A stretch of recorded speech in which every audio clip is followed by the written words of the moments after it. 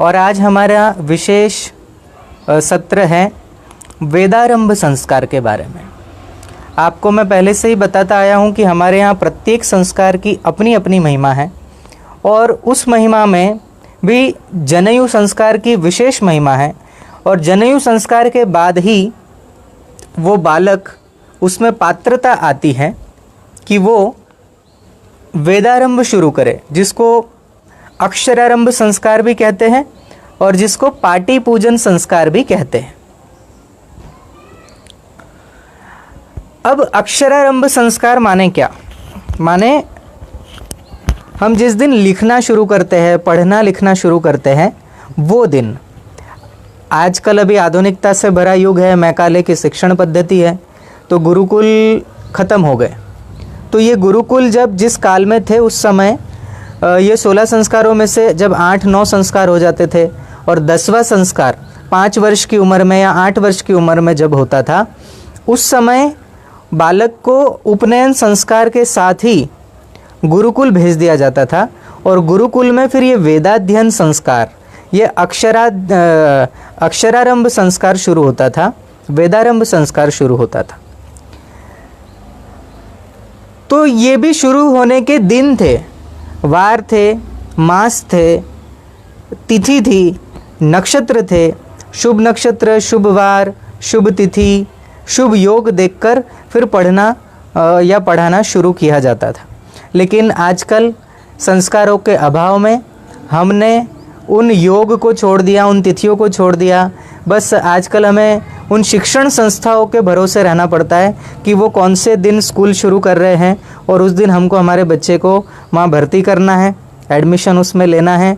और वो न वार देखते हैं, न तिथि देखते हैं, न समय देखते हैं, न नक्षत्र देखते हैं और बच्चे को पढ़ाना शुरू कर देते हैं।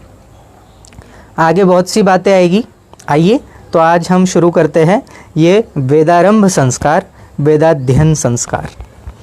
यह संस्कार के लिए एक महत्व श्लोक आया है जो वेदाध्ययन की महिमा को बताता है। विद्या लुप्यते पापम विद्यायायुः प्रवर्धते विद्या सर्वसिद्धिः स्यात् विद्या मृतमश्नुते।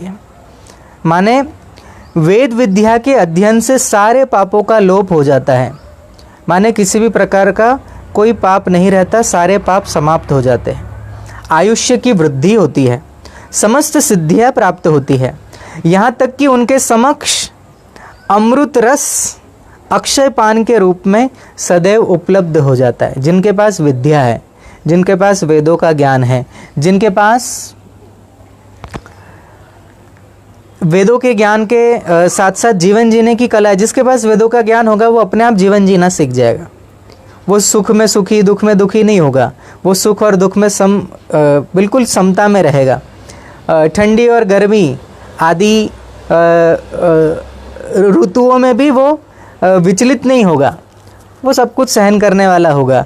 वो उस प्रकृति में ढल जाने वाला होगा। सामने वाला व्यक्ति उसके सामने किस प्रकार से आता है, क्रोधी है तो वो व्यक्ति उस प्रकार से ढलेगा, प्रेमी है तो उस प्रकार से ढलेगा। तो ये सारी विद्याओं से वो संपूर्ण हो जाता है। सर्वांगीण विकास अगर किसी का होता था तो ये गुरुकुल में पढ़ने वाले विद्यार्थियों का होता था। आजकल सर्वांगीण विकास बालक का हो ऐसा कोई केंद्र भारत में नहीं है। और भविष्य में आप जितने भी लोग जुड़े हुए हैं, जो धनी मानी हैं, जिनके पास थोड़ा धन है, जिनके पास ज़मीन है, उनको चाहिए कि अपनी ज़मीन ऐसे केंद्र बने, वहाँ पर ऐसे गुरुकुल वहाँ पर खुले जहाँ पर बालकों का सर्वांगीण विकास हो।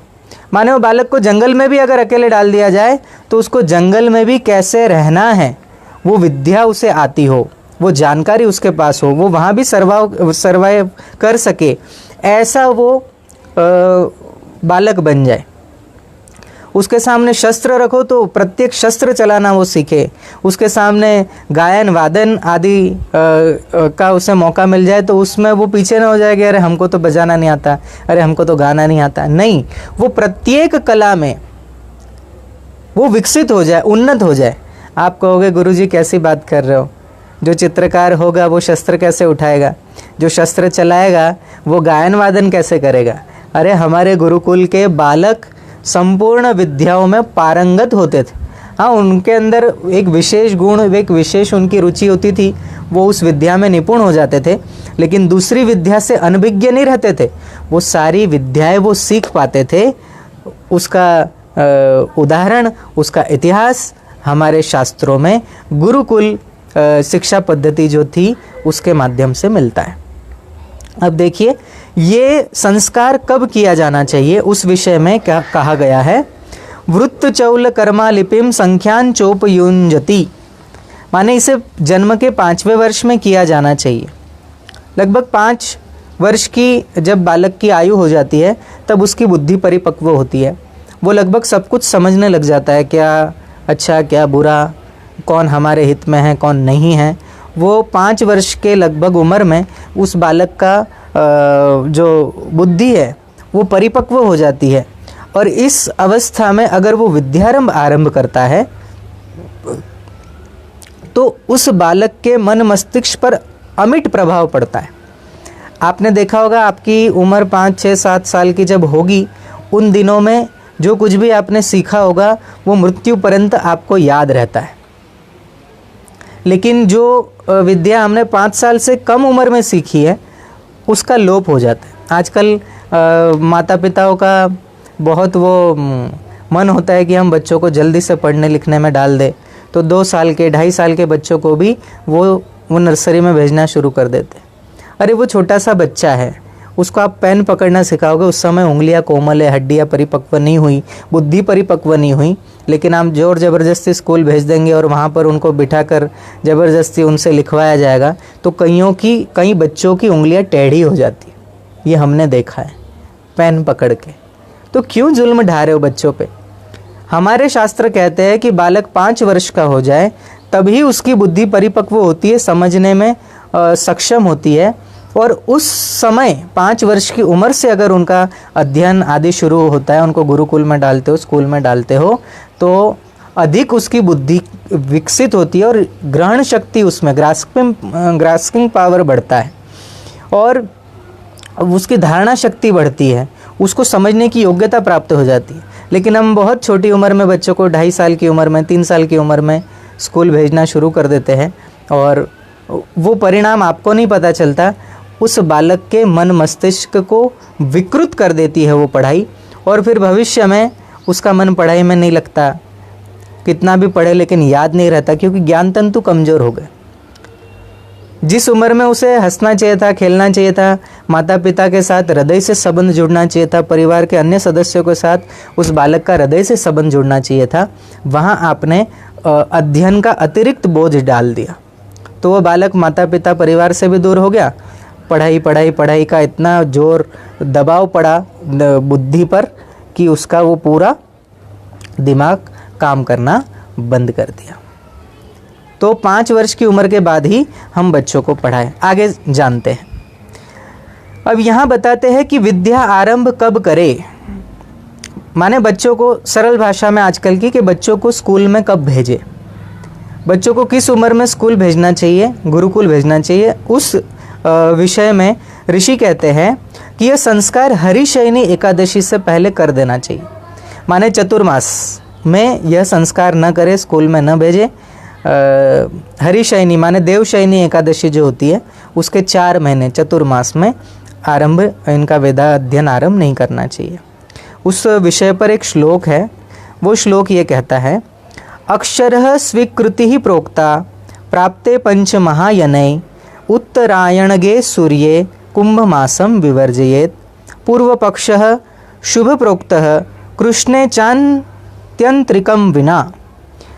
माने अक्षरारंभ संस्कार के कब करना चाहिए, तो बोले उत्तम समय है उत्तरायण हो, उत्तरायण का शुक्ल पक्ष हो, वो समय श्रेष्ठ माना जाता है।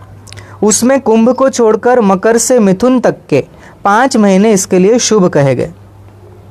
वशिष्ठ जी कहते इस बारे में कि जिन बालकों का विद्या ग्रहण या वेदारंभ या स्कूल पाठी पूजन या गुरुकुल में प्रवेश होकर वो पढ़ना लिखना सीखते हैं, उस दिन अगर गुरुवार हो, बुधवार हो या शुक्रवार हो तो अति उत्तम माना गया।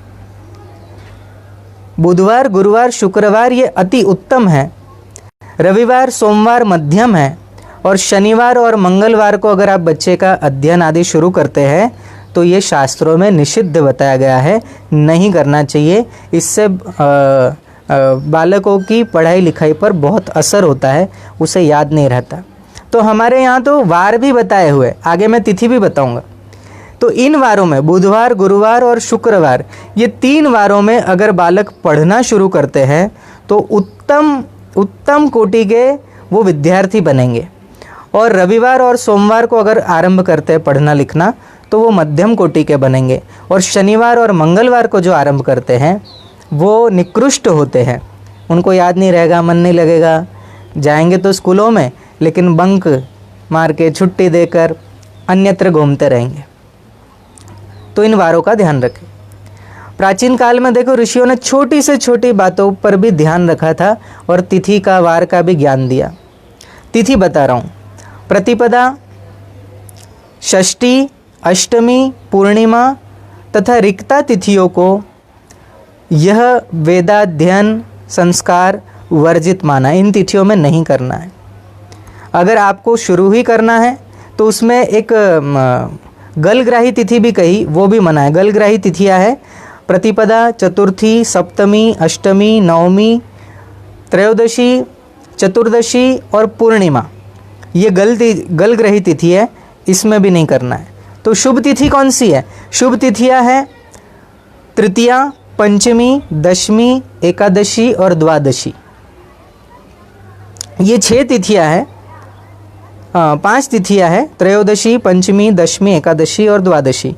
इन तिथियों में अगर आप बच्चों को पढ़ाना लिखना शुरू करवाते हैं तो उनके भविष्य में अच्छे विद्यार्थी बनने के सारे योग तैयार हो जाते, सारे योग बन जाते। नक्षत्र बताए हैं, शुभ नक्षत्र कौन से। तो आप इन नक्षत्रों को देखिए, बुधवार, गुरुवार या शुक्रवार हो, उनमें तृतीया, पंचमी, दशमी, एकादशी और द्वादशी तिथि हो। और नक्षत्र हस्त, पुनर्वसु, स्वाति, अनुराधा, ज्येष्ठा, रेवती, अश्विनी, चित्रा और श्रवण नक्षत्र है। तो इन नक्षत्रों में आप अगर पढ़ाना लिखाना शुरू करते हैं तो उसका भी बालकों पर विशेष प्रभाव पड़ता है। इसको पाटी पूजन भी कहते हैं। माने जो स्लेट, अब आजकल स्कूलों में स्लेट तो नहीं रही, अब आधुनिक स्लेटें आ गई, लेकिन हमारे समय में और आप भी जो अपने समय में एक काली पाटी होती थी जिसको सफ़ेद रंग के चौक से लिखा जाता था, तो वो पाटी यूज़ होती थी। आजकल होती है कि नहीं पता नहीं, आजकल तो सब आधुनिक आ गए, लेकिन उस समय वो पाटी का पूजन होता था। और पाटी में वो बालक कुछ लिखे उससे पहले बालक से बार बार बुलवाया जाता था, ओम नमः सिद्धम, ओम नमः सिद्धम, ओम नमः सिद्धम। और वो 5 वर्ष का बालक आराम से हमारी बात समझकर उस मंत्र का बार बार उच्चारण करता था, ओम नमः सिद्धम, ओम नमः सिद्धम, ओम नमः सिद्धम। ये बार बार उच्चारण करने से उसके बाद वो आरंभ करता था लिखना, तो वो मेधावी बनता था, उसके याद करने की शक्ति बहुत बढ़ जाती थी। ऐसा भी हमारे यहाँ बताया गया। अब सामान्य से थोड़े बहुत उपाय है वो बता देता हूँ कि जब भी आप विद्यारंभ संस्कार कराएं, माने बच्चों को पहली बार स्कूल भेज रहे हैं, गुरुकुल भेज रहे हैं, तो उस समय सोने की सलाई हो या सोने की कलम हो, या सोने की कलम ना हो तो तुलसी की कलम है, उससे तुलसी की एक डंडी तोड़ ले, उसको कलम जैसी बना ले और उससे केसर की स्याही बनाए। अच्छी केसर हो, अच्छी गुणवत्ता की, उस केसर को थोड़ा सा पानी डालकर उसकी स्याही बनाए और उस स्याही से उस बालक की जीभ पर ओम लिखे। और जीभ पर लिखना संभव ना हो, वैसे 5 साल का बालक है, जीभ बाहर निकाल ही लेगा, उस पर ओम लिख लो। और जीभ के साथ साथ अगर जीभ पर नहीं लिख पाता है तो यहाँ जहाँ तिलक करते हैं वहाँ ओम लिखना है। ये ओम लिखकर ये भ्रुकुटी पर ओम लिखा भी जा सकता है, या दोनों जीभ पर भी लिख दीजिए और वहाँ भी लिख दीजिए भ्रुकुटी पर। तो उससे वो बालक मेधावी होता है और उसका आज्ञा जो चक्र जो है वो विकसित होता है। दूसरा उपाय बताया, उस दिन जिस दिन संस्कार करना है, एक विद्वान व्यक्ति को बुलाए जो विद्वान हो, शास्त्रों का ज्ञाता हो, और एक जो कर्मकांड आदि करने वाले विप्र हो, भूदेव हो, उन दोनों को बुलाए। एक विद्वान शिशु के कान में माँ सरस्वती का वैदिक मंत्र उच्चारण करे। या कुंदेन्दु तुषारहार धवला, या शुभ्रवस्तामृता, या वीणावरदंड मंडितकरा, या श्वेत पद्मासना, या ब्रह्माच्युत शंकर प्रभुतिभिर्देवै सदा वंदिता, सामां पातु सरस्वती भगवती निशेष जाड्यापहाम। ये मंत्र उस बालक के कान में बोले, और इतना धीरे बोले कि केवल वो बालक ही सुन सके। और साथ में एक बीज मंत्र है, ओम ऐं नमः, ओम ऐं नमः, ओम ऐं नमः, ओम ऐं नमः, ऐसा उसके कान में 21 बार बोले ये विद्वान व्यक्ति। और दूसरा जो वृद्ध विप्र को हमने बुलाया, जो कर्मकांड आदि करवाते हैं, उनके मुख से दूसरे कान में देवगुरु बृहस्पति का मंत्र, ओम गुरुवे नमः, ओम गुरुवे नमः, अथवा गुरु ब्रह्मा गुरु विष्णु गुरुर्देवो महेश्वरा गुरु साक्षात परब्रह्म तस्मै श्री गुरुवे नमः, गुरु महिमा के श्लोक उस बालक के कान में 11-11 बार बोले मध्यम स्वर से, कि वो केवल बालक ही सुन सके, अन्य कोई नहीं। ऐसा करने से भी शिशु के भाग्य की उन्नति होती है, उसका विद्यार्थी जीवन बड़ा सफल होता है। और उस दिन जिस दिन संस्कार करना हो, उस दिन हल्के पीले रंग के वस्त्र उस बालक को धारण करवाएं। तो ऐसी ये सब बातें हैं जो हमारे शास्त्रों में बताई गई है, जो विद्यारंभ संस्कार के विषय में।